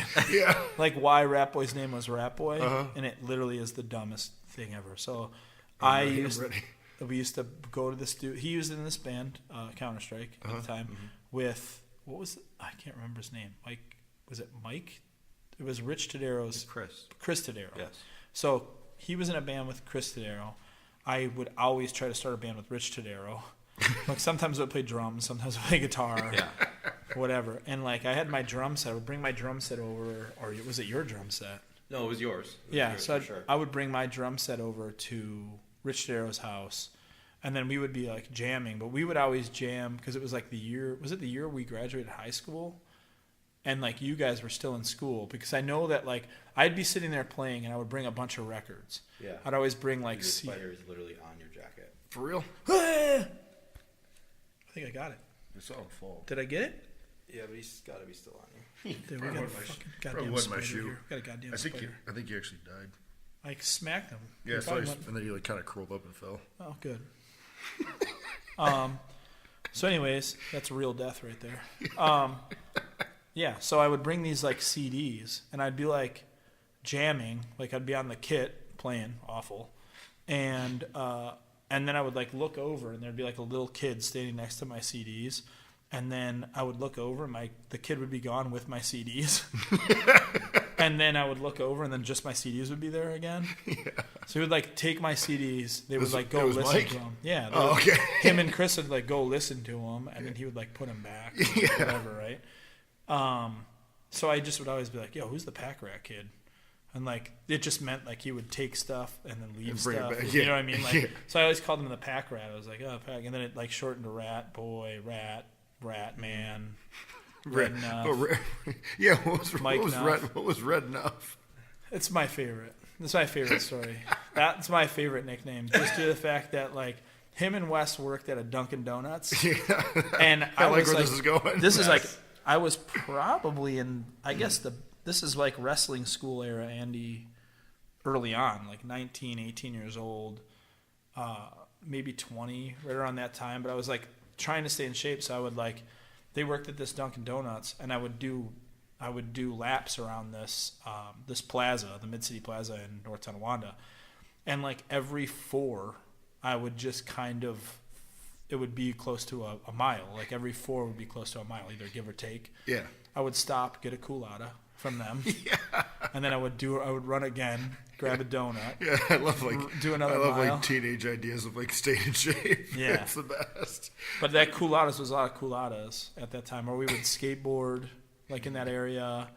Then we had this dude named the Walker, like this like crazy headbanger dude. Mm-hmm. And I remember like sitting at the window, and I was like, you guys were inside. So like you guys would be like worked overnights. Yeah, you'd be hidden from the Walker. Yeah. I would just be standing at the door, at the window, like just talking to them through like the drive-through window, because they were my 2 best friends. Yeah, and they're working and you're not. Yeah. And the Walker would go by, and Wes would be like, "Hey, fucker! Hey!" Like through the drive-through like speaker, and like try to get him because the guy wouldn't bend. Yeah, I would be like, "Hey, fucker!" Or they would be like, "Hey, fucker!" And then like the dude wouldn't bat an eyelash. He would just keep walking, and yeah, like he just would never. You couldn't shake the dude. Was he like an older headbanger guy? Oh yeah, he was probably like 35, 40. If we were like kids. Yeah, when you're a kid, you think he's like 60. Yeah. And like he would never bat an eyelash. And then like, you know, the next day, but like they were just like hidden. And then I would just be like at the window. What if the guy like turned around and was just like, all right, today's the day. That's not bad enough. I'm going to whoop your ass. And you know, they'd be like, hey man, what's up Megadeth? They would like scream like Megadeth lyrics or like Metallica lyrics into the speaker. And like the dude wouldn't bat an eyelash. Nothing? And he wasn't wearing headphones. No. He might have been deaf. No, I think he had a 6-pack of beer, and his focus was getting home as fast as possible. It makes a lot. You think so? It makes a lot of sense. He was always walking though around. He always had a shirt off. I mean, he wasn't like that wasn't transportation. That was like I need to walk. Maybe. Man just might have. I was thinking maybe he worked like the night shift and like was walking home at the end of the I don't think so. Because you would see grab him his 6er and was on the way home. Yeah. No. Because I remember seeing him at like 7 o'clock. Oh, okay. Yeah. Just walked everywhere. Yeah, and sometimes he would have like gym shorts on. Okay. With his like shirt tucked in the back or whatever. Whenever I see guys like that or like older dudes, like when they're on a bike, that's always a telltale sign of like, oh, he's got so many DWIs, he lost his license. Yeah, of course. Of course. That's real depressing. But yeah, he was cool. He's got to still be walking around somewhere. Was probably just walked to Russia. Did he look like a headbanger just because he had like long hair, or did he wear like metal shirts too? I don't know. He just I think he was just dirty looking. Yeah. He would just go on so the we're bang. just like, oh, he likes metal. Yeah. His hair's I mean, there's no way he was listening to like fucking Michael Bolton. No. His hair's real scraggly. Yeah, exactly. Yeah. He was cool. Yeah, he was. He had high tops on, so we're like, oh yeah, I love high top, high socks, real high shorts. He was cool, look. man. Did you, Mike? You used to go to like hardcore shows around here, right? Yeah. Did you? I'm trying to like Showplace. Yep. What were the other venues? Dude, I got dropped off at Showplace by my parents so many times back in the day. Yeah. The Showplace, Mercury Theater. Yeah. Mercury Theater, Ogden Street. Fuck. What was that place that Classic Rocks? Yeah, there was a lot of. We talked about it before. There was like a little place because we used to go to hardcore shows in Lockport a lot. There was like a little Kenzie's. Yeah. Oh, that's it. So that was a little bit before when I started going to shows. Yeah. Okay. That was like on its way out when I started to go to shows. What was the hotel? Niagara Hotel. It was like right around the corner. Yeah. There was like a Wilson Farms on the corner, and it was right around the corner. Okay. There.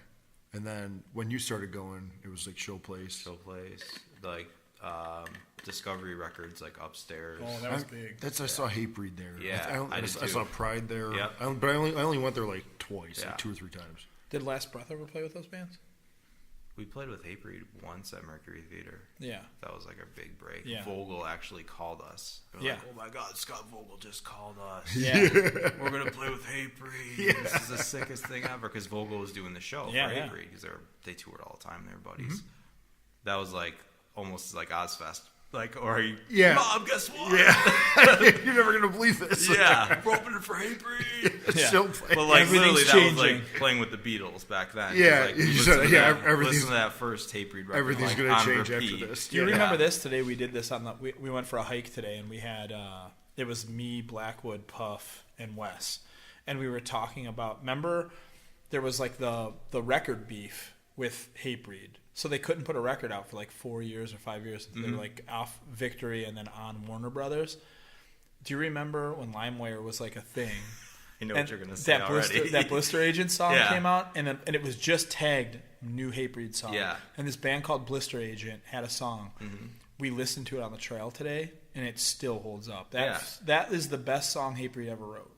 And it's not Hatebreed. Yeah, it's not Hatebreed. I mean, dude, it like kicks in, and like Blackwood goes, "That's not Jamie." It's like, no, it sounds like Jamie, but it was because like, you could tag it as anything. So like someone just drop an MP3 on LimeWire, they could put anything. Yeah, I remember this, and it would just say new Hatebreed song. I literally still remember how it goes. I'm not gonna hum it or anything, but yeah. So somebody, awesome. Do you want to bring that up on your phone? I don't want to play it on here. Really?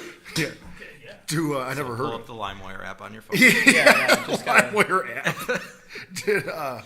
So someone tagged it as new Hatebreed because they thought it was Hatebreed? Yeah. Oh, okay. Well, it might have been the band. You know what I mean? Oh, yeah. Yeah, I see what you're saying. I didn't know if like maybe they put new Hatebreed because they wanted people to listen to it or something. That's what I think happened. Because everyone had been like dying for like new Hatebreed. Yeah. I gotcha. I got it. What are you shaking? You got it? That's fucking awesome. What's the actual band? It's called Blister Agent. Oh, okay. But, I mean, you can't. Oh, yeah. Now, mind you, this is like 3 years after a Hatebreed record. So when this came out, we were all like, holy fuck. Yeah, it was in between Perseverance and Satisfaction, right? Yeah.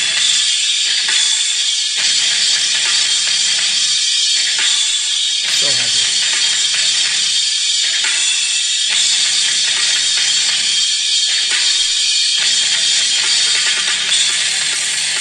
Anyways, you get the drift. I want to hear the voice.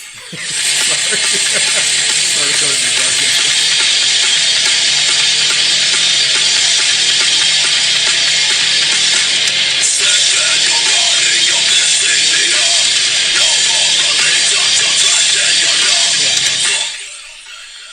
I totally would have thought that was Hatebreed. And they were from like Kentucky or something like that, and they were just like dudes that liked Hatebreed. And it probably wasn't even them that did it, but that song, it's called "The Day in the Strife." It's fucking awesome. There's another one too. They put like a 2-song demo out at the time, and that band was awesome. But that band, I mean, there needs to be a band. That band needs to start back up.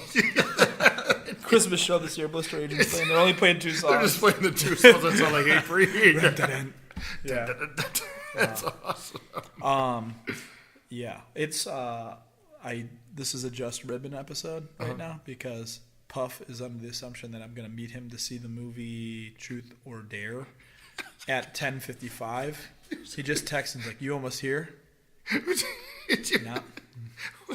So you told him you were going to go. Blackwood's meeting him though. Yeah. Blackwood's meeting him. But the whole time you just played along like, yeah. I'll see you there. But I told him, I was like, I don't want to see that movie. Sorry. And he was like, all right, I'll get a hold of Blackwood. I think that'd be an even better rib if he went by himself. Just Ribbon. Yeah, sorry, man. Just Ribbon. We're doing a podcast. Hey, listen to the podcast this week. Just Ribbon. Yeah. Oh, my God. Supposed to be at the movies with you.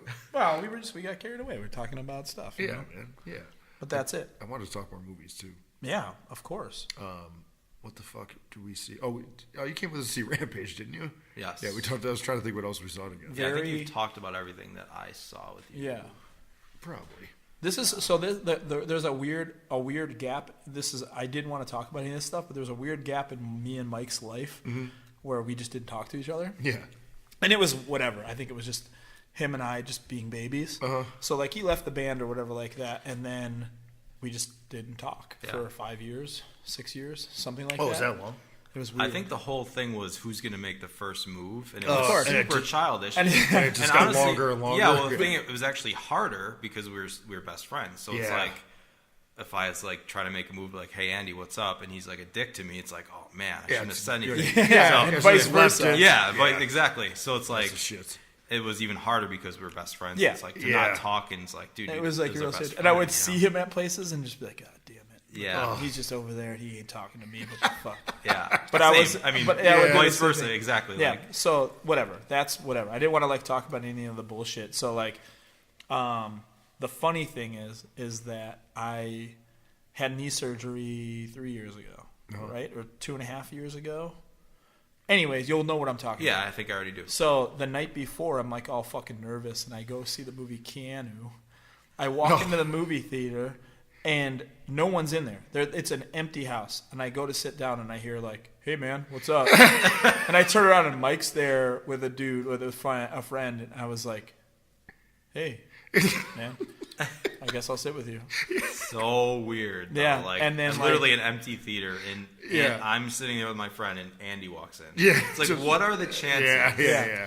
So, I mean, it was gonna happen sooner or later. Yeah, and then it was, and I remember there was like a show like a week before that. I remember even telling the dudes like, I'm gonna talk to you, because all the dudes talk to you. I was the last one. because of karaoke, like I would see all of them. Yeah, like, and I was like the last one. Yeah, and that's like, what I'm saying. It was harder because we were Yeah, best friends. Yeah, not just some so dude. like then it was like, I remember in my head I was like, God damn it, yeah, I guess I'll sit with you, man. You know, that was awkward. You didn't like, hear the do I goddamn say part. anything? Yeah, Like, so we like sat down and like Well, and then it's a movie too, so you're not gonna talk. It's the whole not just time. any movie. It was Keanu. It was about like Key and Peele trying to save a cat. Yeah. So like we're like laughing and stuff, but at the same time in my head I'm just like, God damn. And I'm like, we're gonna get in the parking lot and he's gonna want to talk about stuff. Yeah, it's weird. And it was like, I don't want to do that. I just want to like, if this is our way of just getting back there, let's just never talk about it and just go back to being normal. Yeah, it's normal. almost like act Now like it's it just didn't like, happen. Just kind of erase the gap. yeah, it was just like That's what grown adults do. Yeah. Like rad, cool. You still jerking off this? Yeah. All right, great, cool. Cool, All man. right. Still like movies? All right. Yeah. So like, and I remember that too. And I remember like totally Irish goodbying. Like you went to the bathroom. I was like, all right, man, I'll see you later. I like ran to my car. I understood exactly where he was coming from because I was dreading the after movie conversation just as much as he was. You're actually kind of glad he did that. Like, oh, thank God. Yeah, And just fucking bailed. I was like, I'm out. All right, see you, man. I gotta get up early. All I'll call right. you soon. Yeah. Yeah, for real. And it was just like, whatever, you know what I mean? And I got back to my car, and I remember like texting all the dudes like after it was like I had knee surgery, right? So like all the dudes are like, oh, how was knee surgery? I was like, yo, I talked to Ratboy last night. Like, didn't even talk about the knee surgery. And they were like, wait, really? What did you guys talk about? I was like, well, we saw Keanu together. Ran into each other at It was Keanu. like the most random thing. And then it was like, hey, you want to go see a movie at this time? Blah, blah, blah. We just started like seeing movies again. And then it was like, obviously, he's like one of my favorite drummers. So like, I'm not going to like miss the opportunity to write music with my best friend. And fucking one of my favorite drummers. So it's like, yo, we need to start like writing music. So, yeah, please. And it sucks because I'm always so busy now with wrestling and podcasting, band and stuff like that. So it's like I have this room that we're in right now. Yeah. There's 2 cabinets, literally. All we need is a drum set, and it's like, hey, Mike, let's get together. Yeah, and then a week goes by. I need shoulder surgery. I can't play guitar. I can't play guitar for a while. Some time off. Yeah. Yeah. So it was just like one of those things. So now there's like there's gonna be a bunch of time. So. Which is awesome. We're gonna write some music, and it's probably gonna sound like Blister Agent. We can only hope. Just fingers crossed. Still holds up. Yeah, it really does still hold up. It's exactly. You know how I brought it up too is like Blackwood asked me about Damage Plan. Yeah, we were talking about that yesterday. Like asked me about Damage Plan last night, and I was like, I never like listened to the record. I can't tell you if it's even good. I don't know. I remember the the single. The single was like real radio rock. Yeah, Yeah, they started like off kind of heavy to like branch all those bring all those Pantera fans over. It's like, all right, it kind of sounds like Pantera. It's kind of sick, but it was more like radio. Yeah, that's that's like what I was hoping. Yeah, but the singer, other guitar player was Pat Lockman, who was the singer and guitar player in that band Diesel Machine. Yes. Which was like another little secret gem. Like Diesel Machine was like a complete gem of like, yeah, but have you heard Diesel Machine? Yeah. And then like people would be like, wait, what? And then you'd play them the CD and they'd be like, what? It's like Pantera, Meshuggah, Hatebreed, like all mashed into one. And like I told the Blackwood last night, and then like I'm like, you listen to this. This was like the thing. Like Pantera was cool, but like Diesel Machine was like real under. Like you didn't know about. Like Pat Lockman was like that, and then that dude did nothing after. He never did Diesel Machine after, and it was fucking awesome. It was that not that it was awesome. He didn't do anything, but like it was just that record lives on. It was like fucking awesome. But anyways, it was funny. Like on the way here, there's a bunch of weird things that happened with Mike and I because I don't know if you and I were the ones that like first started talking about like if you listen to a band the day of the show, but like bad things would happen. That was like a Tonawanda thing. Like, for sure. Like no Tonawanda thing. It's like I thought that everybody did that. Is that a thing? Yeah. Like it's cool to listen to the band the day no, of, or it's not like cool? bad luck. It's bad luck. Okay. Yeah. Because so I don't think that's just a Buffalo thing though. I think that's like everywhere. That's what I thought. Do you remember the car wreck when you like you bailed? Yeah. So we were like on our way to see Crowbar, which like Crowbar was like one of our favorite bands, and like finally they were playing near Buffalo. So like him and I like I remember like whatever the fuck was going on that day, we left at like 2:00 so we could get there at like it was in Albany maybe or Syracuse. That I don't remember. But I remember why you were listening to the new oh my god, girl singer band with the dudes from oh my god, Arch Enemy. You had the new you had the new Arch Enemy record, and you were checking out the new Arch Enemy record, and you were going to put it into your CD player, and it fell. And you reached down to grab it, and you didn't realize that when you reached down to grab it, you turned the wheel left. Yeah. And we hit the guardrail on the 190, and then spun out. Hit up like we like went on two wheels, and then ended up in a field because of Arch Enemy, and we didn't get to see Crowbar. See Crowbar. And then I remember like thinking like one of us listened to the like Crowbar that day, and like that's why it happened. It just wasn't meant to be. Yeah. We're not seeing Crowbar. That was scary. That's pretty fucked. We like spun out too. It wasn't just like going up and then we're like back down flat. It was like, all right, we're spinning out. Oh, okay, there's cars coming. Like, holy fuck, man! Yeah. Luckily, we went into the field. Yeah, exactly. We lucked out. I think it's like 55 in that stretch. Yeah. So it could have been real bad. Yeah, that's fucking terrifying. And then obviously like Mike was in the band when we flipped the that's what I was going to ask you about too. That was oof. Which is like the most wild thing. And like I think like in band's history there's always those like stories of like, oh man, he had a premonition that night, man, like they're gonna crash. Yeah. But like my mom did some like weird shit. I remember I had two guitars at the time. I had a Framus guitar, and then I had my old custom, my old Gibson Custom, and I bought like one of those old Yamaha SG shaped guitars that had like a flower inlay on it and stuff like that. It was like probably like a $600 guitar. But I remember like as I was like packing up to leave, my mom goes like, you might want to bring another guitar. And I was like, why? She's like, I just got like a weird feeling, like pack another guitar. And I was like, okay, I'll just grab this one. I just bought it, blah, blah, blah. And I remember putting in there, when the van flipped, the only thing that broke in that entire crash was that guitar. That was really and the van. Well, yeah. The van was pretty fucked. It was so fucked because like I mean, you didn't think about it because it was fucking snowing, right? So the next day we got to see like what happened, and the whole fucking like the whole top of the trailer peeled like a can.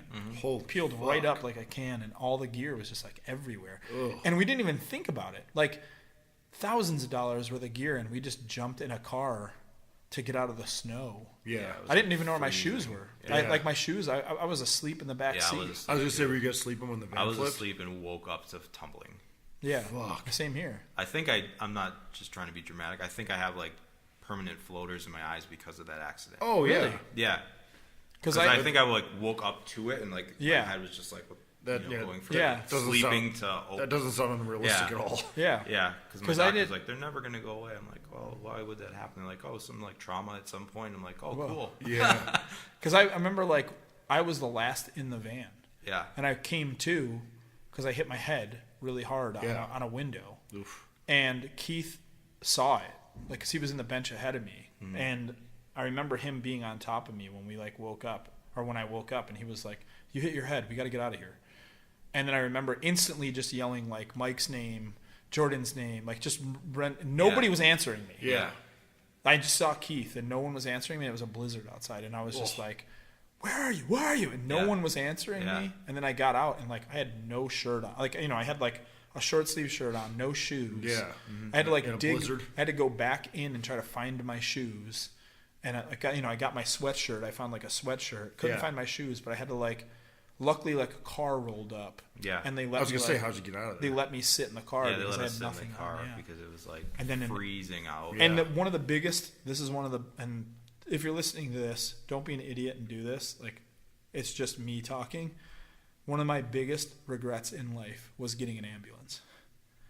Like of when the we money? got that ambulance, because it costs so much fucking yeah. money. Wrestlers say the same thing. So I've seen that a couple times. real quick side note, when after we had that accident, I was terrified to be in a van. he Like, couldn't I'm a hypochondriac. I have horrible anxiety. Like, I Yeah. do not want to be in a van. Like, I'll do anything to like drive safe. Yeah. So it kind of happened again where we slid off the road. Yeah. Do you remember when the Oh, semi you was jumped coming? out?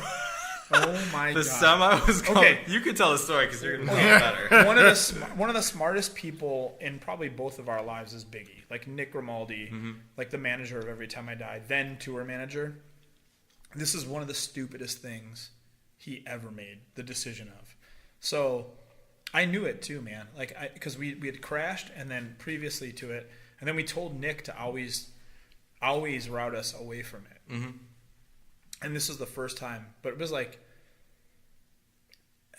early fall, late summer at this time, and we left Kansas City or St. Louis or something like that. We were far, like maybe like Omaha. We might have been like farther or whatever like that in that area.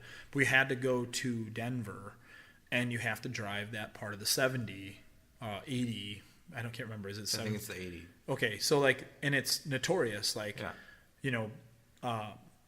when we flipped our van, it was like less than a mile away from where the drummer of Bayside died. Yeah. In a crash. That stretch is just brutal because awful. It doesn't matter the time of the year. It's just the altitude is just ice. Crazy. Yeah. So when we left, it was like, I remember, dude, it was like 75 degrees wherever the fuck we were. We start driving, and I was the one behind the wheel. And I'm not trying to be dramatic because sometimes I'm a storyteller and I can I can stretch a story. I will admit that. But I remember, like, I swear, like seeing the Wyoming sign and not even a minute later, just snow. It was almost like a wall of snow, like just, whoosh, and it said, I'm like, fuck, man. And I was the one driving. And I remember we got to the top of this hill, and then it was down, and it was a curve, and then at the bottom it curved. And when you're there and you're in those mountains, they have like a curved turn. So it doesn't go flat. It's like actually like, I don't know how to explain that. Like the wall itself is like concaved. Like the turns don't turn straight. I don't know how to explain that. Yeah. But like it's a hill that like goes down into a mountain. Yeah. And right. And it curves. It's not just straight. Yeah. So like it's fucking this is probably like a quarter of a mile of just you're going down for a quarter of a mile. And immediately I'm on the brakes and still moving. So it's just ice, and you're going down. So all you feel is just, and you're going 1 mile an hour, but your brake is completely on. Mm-hmm. So I thought it would be smart to get to the rumble strips where there's like actual tread. So we're there and we're cruising down and everything's fine. But then it's like dead stop. And because it was like that concave that like kind of dips into the thing, the trailer just went and just started ice going down, and it kind of like jackknifed us to where the trailer was like in the road, and then we were facing up the hill. So it actually turned us all the way around. We were facing up the hill. Traffic would be coming towards us. Instead of down. Yeah. And I'm there, and I'm like seeing like cars. They're going slow, so I'm like, okay, everything's cool. But then I see the semi take the turn just too fast.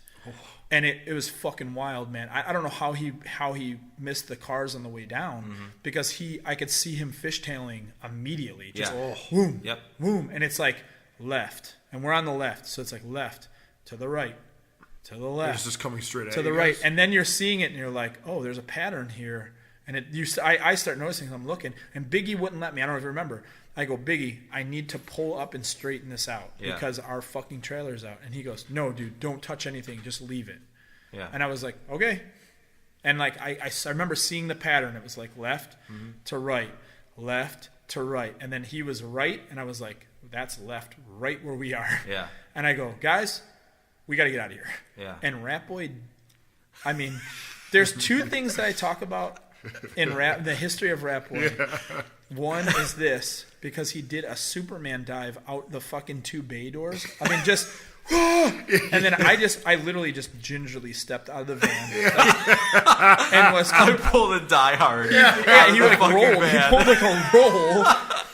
Everyone else just stayed in the van like it wasn't going to do anything. It was me, you, Jordan. Yeah. And then I think Chris was in the band at the time, and the only people that stayed in the van were Biggie and Zach.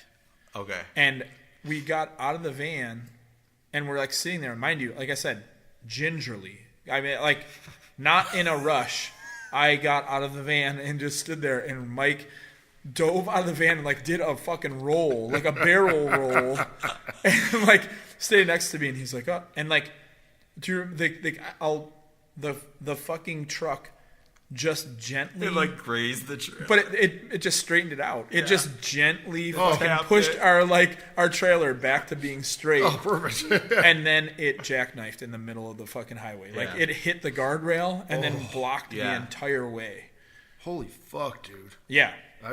Like we like narrowly. I mean, it could have. Like I said, like the pattern. It was like left, right, it was left, just right, like left. head on, just hit you guys. Yeah, and just. I mean.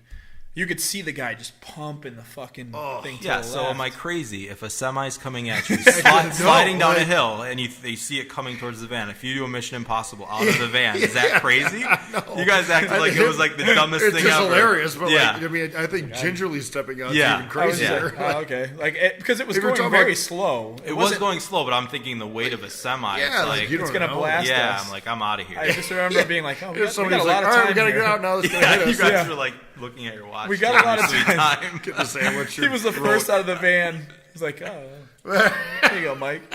And then the other one, I will never. This is my favorite thing. I hope you know what I'm talking about. I think I know what you're going to talk about. We used to play. I don't know if you were there. I don't think you were there, but like Bienis and like the Bankers. Yeah. Used to always come with Jordan, and we would play like pickup football in North Tonawanda sometimes. Okay. And like, I don't think you were there. I wasn't. I'm just trying to remember if I ever heard of this. Yeah. Okay. So like, Ratboy, and this is not a knock on Ratboy, not the most athletic guy. No. But like, not at all. Yeah, not Slick Rick. Not winning a foot race. No, by any means. Not at all. Except for if the fucking game is on the line. Gotcha. And we had a buddy named Bees who grew up. He was like a soccer player. He was like really fast or whatever, but they were similar height. So it was always like, pickup games are always like, oh, I'll take him because we're like similar size. Oh, whatever. And it got to a point where we were playing. It was definitely West Seneca versus like North Tonawanda. And for some reason, like Bees played for them, and you were on our team. Or no, you weren't on my team. Because I remember the reason why I'm angry about it is because you beat us. Bees was on my team, and it was like it got to the point where it just was like, all right, next point wins. And like I think at that point in time you were over it. Like you like hated playing, so like you were already over it. Like an hour before this, which probably enhanced your like physical prowess to Superman. Because next point wins. Like an actual legit athlete in Bees, like a guy that plays soccer all the time, Ratboy goes up the sideline and just turns into Usain Bolt, rips just down the sideline. I'll remember for the rest of my life, and just catches the most beautiful catch in the thing to get the last point to like win. And I mean, you like crushed bees. Yeah, it was like full stride. Like, like hands out, thing of beauty, it in, like over the shoulder. As they're running full speed. Yeah, and like wins this like game. I'll never forget it in my life. Who threw it to me though? That's the question. I don't know. I can't remember who was quarterback. But Bienes? it was a great. Obviously, Maybe it had like, to have been a great pass too. Like Bienes or Banker, like maybe Jesse Banker. I don't know. I know it was definitely a West Seneca dude. Yeah, but I like. I'll tell that story until I die. I'll tell it to my kid if I ever have a kid. Yeah, a thing of beauty. Listen, you got to remember this. This is Mike.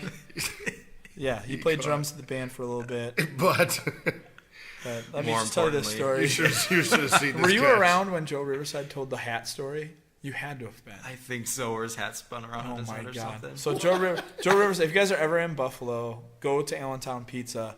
There's a dude that looks like a human bulldog that like owns the place. It's just a giant man, huge forearms, toasters for hands. Yeah, like he's a fucking like just one of the hardest people I've ever met in my life. And he has this story that he hit someone in a pickup game of football so hard that when he stood up, the guy's hat was still spinning in the air.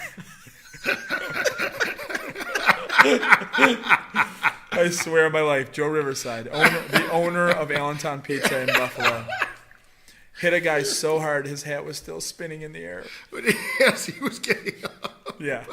And pick up football. Yeah. Yeah. That's a rocker right there. Exactly. So good. I love that. It's 11:16. Should we do this? Like, we'll do a part 2. We could, Mike. yeah. And then we'll actually think of like real things to talk about. Sounds good. Not make Mike so nervous. Yeah. Like the best was before we get started. Mike goes, "Should we like write something down or something?" Yeah, he was like, "We both like, ignored you." He goes, like, "You guys yeah, are right, dude." We just ignored it. You go, "You guys are assholes." Yeah. It's not how we do things, man. There's like easy things. There's like things we always talk about. It's like music, movies, wrestling, obviously, and then jerking off. There's easy go-tos. Yeah, it's super easy, and everybody's story's different. So yeah, you just keep going like that. It's like, oh, we covered music. We talked about Slick Rick for a second. Slick Rick Berintino. I feel like we should just bring you back as Slick Rick. We talked about. Well, we didn't really talk about jerking off. We got movies in there. You did lose your virginity. I'm going to say that. I'm going to throw you under the bus. I'm okay with it. Lost his virginity on my couch. Oh, really? Yeah, like our house. Like, okay, your parents' house? Yeah, like no one was home. I was working, and like my family. Oh, like even Andy wasn't home? No, no one was home. My family was away on vacation. So, that's the perfect item. So Mike just like went to my house, boned a girl, lost his virginity on for my the couch. first time. Yeah. It's pretty cool, man. That's really cool. That's a good story. It's real cool. We used to. This is the thing too. Like he's trying to fucking be coy about like being like nervous all the time and stuff like that. Ratboy used to go up in a crane. We had a job at a fucking. We used to have a job at a medical supply warehouse called Medco, and we would work these like hours. And we had Ken Cock. I remember Ken Cock, and he used to like do the knife hand. Yep. So he'd be like, "See, look, you picked from B1, but you should have picked from C2." But his name was Ken, Koch. Okay. Ken Cook, but it was Cock. But you just called him Ken Cock. Yeah, it was Ken Cock. He looked like a reptile. I don't know how to explain that, but like in my head, he looked like he could have been half man, half reptile. And it was that. But he would leave at like 4, and then and then Mike and I would have to keep pulling orders sometimes. And there would be like times where Mike would he would have me cherry pick him up, like the cherry picker, and then he would just jump into like a dumpster full of paper. Like Super Dave. I don't know why, but I didn't care about that job at all. Real stuntman. It was awful. It was horrible, and I just did not care. Do you remember there being there's no way you remember this because it's my weird craziness. Like your craziness is different than my craziness. So, do you remember there was like this office dick that had like weird knock knees? and he would come in. And he was a fucking asshole. Like, he would come into like we would be sitting and eating lunch or something. He would come in and he'd always have something smart to say. I bet Wes remembers his name. He probably does. Yeah. The guy was a fucking dick, man. Yeah. The guy was the worst. What I was going to say is, Wes and I, this is like the time when you know you own someone. It's the perfect look. It's fucking awesome. So this is like early 2000s. So Wes and I were at a porn shop. The porn shop that was out in Niagara Falls or whatever.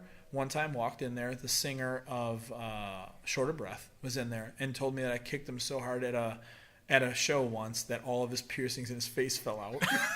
Anyways, we were there and they had like a Jack Shack in the back, like where like dudes would like go in there and like suck on each other or whatever like that. Jack Shack. Yeah, like glory holes and stuff like that, right? And I remember, like, the dude was, like, married and stuff like that. Knock-kneed guy was, like, married and stuff. And Wes and I were just, like, bored. We, like, walked in there one day, and that dude came out holding another dude's hands, which I don't give a shit about. I don't care.